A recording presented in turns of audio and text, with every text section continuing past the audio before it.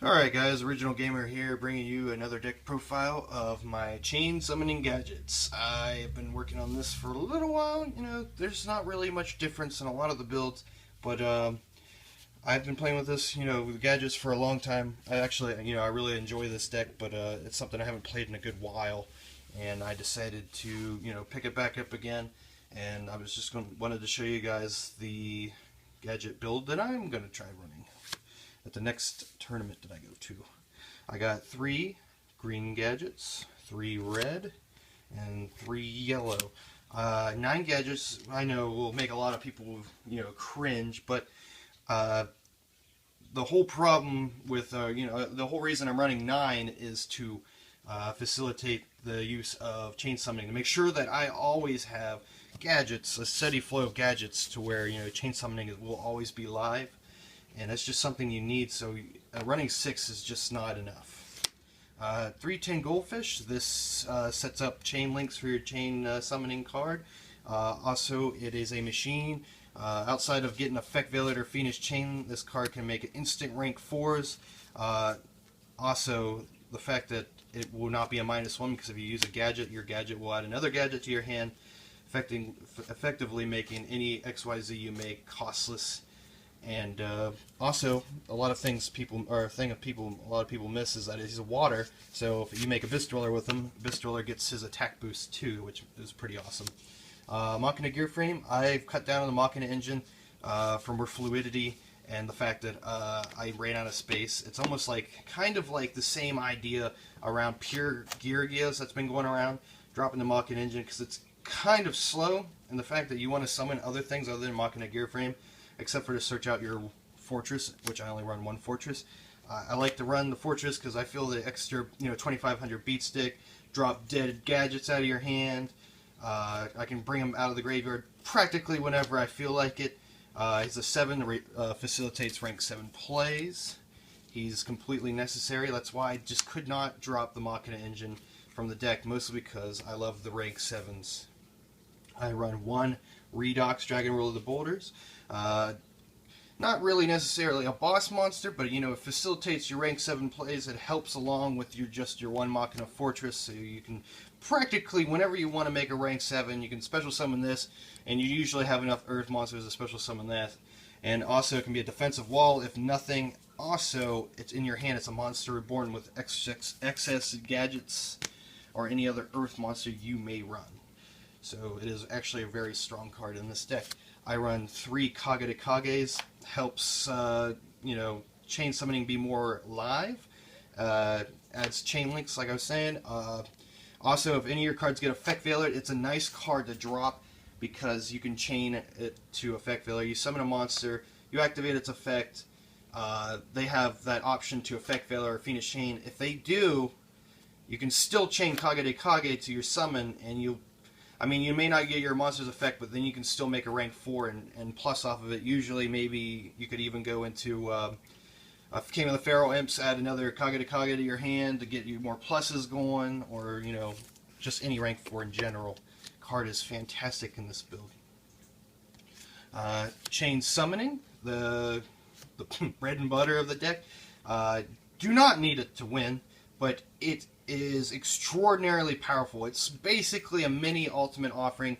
Ultimate Offering was definitely banned for a reason. I tried this deck out while Ultimate Offering was still in, and I can just tell you right now the crazy things you could do with Ultimate Offering. It's not, you can't do as crazy things with, chain summoning, but you can do some, you still make huge pushes or nearly unbreakable fields. Unless they get lucky enough to have something like Dark Hole. MST, get rid of the back row, stop anything sided in to hurt you. Just MST is too important. Also, can be chain links for chain summoning, obviously. Forbidden Lance, offensive and defense card, very versatile. I'm using it over Trap Stun in my build because I side my Trap Stuns. I feel this card is, well, not. It has more uses than Trap Stun does, in my opinion, so that's why I main this over Trap Stun. So that's that reason. Dark Hole. This deck really doesn't, it doesn't really care if its field gets wiped as much as other decks do. This deck can make comebacks, and it also maintains hand advantage with monsters because the gadgets just replace themselves whenever they're summoned. So even if you Dark Hole a couple of your gadgets away or any XYZs, your opponent's going to take a bigger hit than you because you already have the cards in your hand to replace the cards that it's getting Dark Holed. So it's not a huge deal to you. Book of Moon, because Book of Moon has been amazing lately for me. I don't know about anybody else. It's slowly becoming a staple in my decks, but it is something that I drop if I ever wanted something extra somewhere else, I guess. One Cell of the Morning, one Black Horn of Heaven, which has been working just very well. Stopping Arc Knight, can stop, Excite Knight, any extra deck monsters, any problem things. It's like an extra Solemn Warning, other than the fact it only hits extra deck monsters basically. Bottomless Trap Hole, which is very great trap hole card, or trap card.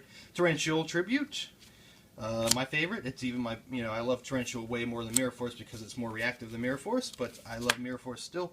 I'm running one Deep Prison. Like a lot of people were, like I said before in a couple of my other videos, Deep Prison's being favored more than Mirror Force, but I still like Mirror Force over Deep Prison, so I just run a little mixture of them both. 3 Fiendish Chain, because I feel this card is still extraordinarily powerful, very necessary in the meta. Lots of decks with Skill Drain are running rampant right now because a lot of people, not that it shouldn't have gone unnoticed, but mostly every deck completely relies on monster effects. So Fiendish Chain shuts that out. On top of keeping monsters from attacking, I run Double Call the Haunted, mostly because, well not mostly because, but you can get your gadgets effects off of it because your gadgets work on normal or special summon. It keeps field presence going, keeps it rolling, gives you that extra chain link sometimes for chain summoning, brings back a Machina Fortress sometimes, and you can just go for rank 7 or just need a beat stick or just finish games. Right now it's been running really great, but it is one of those cards I'm thinking about dropping for something else, but I am not sure about that yet. Any insight to that, guys, would be much appreciated. Leave that down in the comment sections, please. I'm running 2 Gear Gigan X's. I see a lot of people running 3. Not knocking that at all. I just can't find the room in my extra deck for it. Other than maybe Black Ship of Corna, which I could drop, but it saved me so much that I just feel it's necessary to have it sometimes. So those are my Gear Gigan X's. You can make real large pushes with those too. There's actually a combo play with Chain Summoning that you can just summon 3 Gear Gigan X's if you wanted, but my deck won't do that because of course I only run 2 of them. But Evil Swarm Excite Knight, because this deck is almost a turbo into it, but at the same time you have to think about how this deck holds advantage so good that you'll probably, unless you're in extreme losing position, this card will probably never go off consistently, like enough.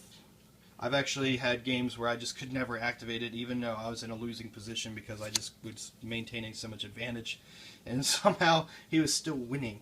But it only happened once so far, but you can always manipulate your own field to lose advantage to use it. I wouldn't even knock on anyone running 2 of those cards in the deck because Excite Knight is just so amazing. 101, of course, I run double. I feel this card is amazing, and any rank 4 deck probably should definitely run at least 1. 2 is a preference of mine. I see some people going for 1, so that's not a big deal. 1 Digesto Emerald.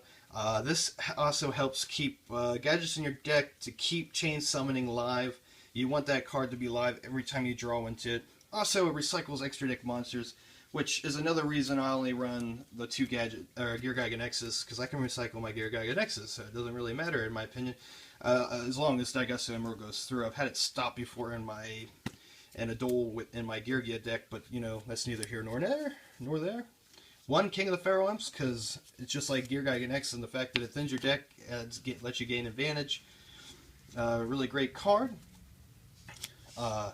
Lavable Chain. This card is in here so I can dump Redox at will, set up top decks. I have even dumped Machina Fortress to the graveyard just so I could bring him back. There's many uses for this card. If you run Breakthrough Skill, you could even dump Breakthrough Skill to the graveyard. Um, Mace Stroke, these are pretty much just the generic rank 4s that everyone runs. Cowboy, Abyss Dweller, Diamond Dyer, and I run Black Ship of Corn. I could see where someone might run Crazy Box, just because, you know, like I said, Skill Drain's running Rampant right now. So that would definitely be a good idea with not Noxat. You could probably drop the Black Ship of Corn. Like I said, it's not a big deal. That's one of the cards I like to tech in, because sometimes it wins me the games at 1,000 burn. For rank 7s, I run one Big Eye, one Dracossack, just to finish up the extra deck. These cards are extraordinarily powerful, so I felt it completely necessary to keep at least some of the Machina engine, along with Redox, to be able to make these pretty much at will, because if I actually need to, I'll just, you know, make level chain off my rank 4 engine, get my Redox in the graveyard, and I can always Gear Gigan X search Fortress, or even dump Fortress to the graveyard using level chain. So it's never really a huge deal. But that is all for the video, guys. I want opinions on when you know how you feel about the deck.